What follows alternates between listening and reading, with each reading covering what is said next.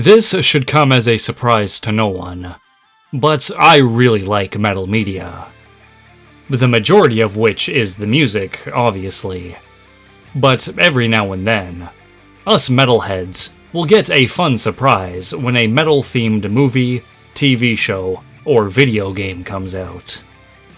I, like most of you, jump at the opportunity to consume this media, as it scratches an itch that rarely gets the attention it deserves. However, over the years of being an avid enjoyer of metal media, I have come to a rather depressing conclusion. All metal media is exactly the same. But before we get into today's video, don't forget to check me out on social media. You can find me on Facebook, Instagram, and on Twitch. You can also find my paranormal podcast, The Lost Campfire, on Spotify and on Apple Podcasts.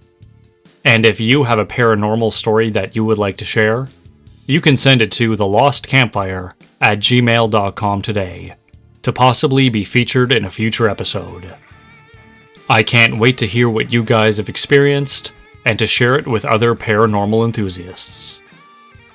Finally, I would really appreciate it if you were to like, subscribe, and to share this video. Little things like that go a long way in helping the channel grow. Now that all of that stuff is out of the way, let's get back to the video. I first noticed that all metal media is exactly the same when I was able to get my hands on the movie Deathgasm. Every metalhead I had spoken to, in person and online, had told me how amazing this movie is. They praised it as the holy grail of metalhead movies. But when I watched it, I noticed that it had the exact same plot as the first season of the Canadian metal horror TV show, Todd and the Book of Pure Evil. Don't believe me? Well, check this out. Both of these pieces of metal media center around an outcast metalhead teen with ear-length hair who wants to be an amazing metal musician, all while having a crush on a girl who is way out of their league. These metalheads and their squad of fellow outcasts learn of a creepy artifact that, if used, will grant them devilish metal powers. However, once this evil is unleashed, they must band together to destroy it. This all comes to a climax when their best friend is possessed by the evil, thus giving them demonic body parts. And if that's not enough evidence for you, the similarities run a bit deeper than just the plot. Both of these have near-identical fantasy sequences. The main character's older metal friends are copies of each other. They both have nerdy sidekicks, and a fat drummer, and even their drum kits look exactly the same. And it was hard not to notice that both of these have satanic cults that are after the evil artifact. Oh, and both leaders of the cults are betrayed by a fellow member who assumes control. This is Daddy.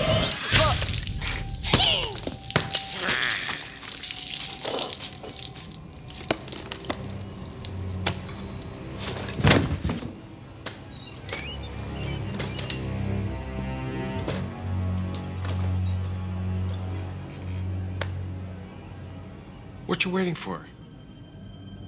Kiss the hand.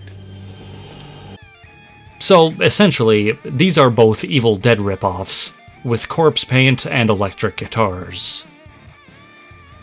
And the Deathgasm Book of Pure Evil comparison is not the only example of this. Just look at every metalhead's favorite cartoon, Metalocalypse. Yeah, this show is funny and entertaining, but when you really look at it, it's just an animated death metal version of This Is Spinal Tap, a popular metal band that is comprised of incompetent boobs, and their dim-wittedness leads them into wacky adventures and misunderstandings. And what about the cult classic video game, Brutal Legend? Metal lover Eddie Riggs gets transported to a heavy metal fantasy world, where he must fight against the demon hordes with swords, axes, and badass cars. Or, in other words, it's an interactive version of the movie Heavy Metal. And there are countless other movies about down-and-out underdog rockers who are on their way to make it big. And the less said about the recent trend of diversity quota metal media, the better. Now, some people may say that I am simplifying these plots way too much, but that's kind of the point I'm trying to make. When you strip these stories down, we see the exact same cliches repeated ad nauseum. Metal meets Evil Dead, metal fantasy world, dum-dums in a popular band, and the metal underdog story. Look, all I'm saying is there are so many different stories that can be told surrounding metal that we don't have to keep repeating ourselves. And I'm making this point in an attempt to convince people to make the change before it's too late. This situation can be easily compared to many popular horror franchises. Friday the 13th did the same thing over and over again, and it got boring and repetitive. Same with Halloween, Nightmare on Elm Street, and so on. Now, I'm not really complaining, because I have found a lot of entertainment value in a lot of these pieces of media, but it's hard not to notice the lack of creativity. And what makes this even worse is that so many metalheads never stop jerking themselves off about how special metal is, and how all other genres of music are boring and uncreative. Yet we jump for joy every time we're served the exact same thing over and over again. If the course isn't corrected soon, we're just going to end up with painfully generic metal media that any 7th grader could come up with when they're trying to be dark and edgy.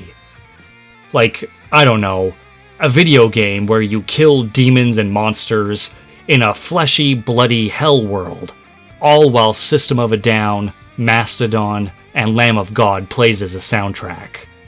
Doesn't that sound like the most generic piece of crap you've ever heard of? Well, joke's on you. Those things already exist. But now I want your guys' opinion on all of this. Do you agree that metal media has become bland and repetitive? If so, what do you think can be done to fix the problem? Or do you disagree entirely, and think all of these pieces of media are fresh and creative? Let me know down in the comments.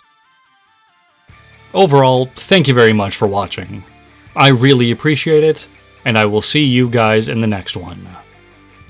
Oh yeah, and don't forget to stay brutal.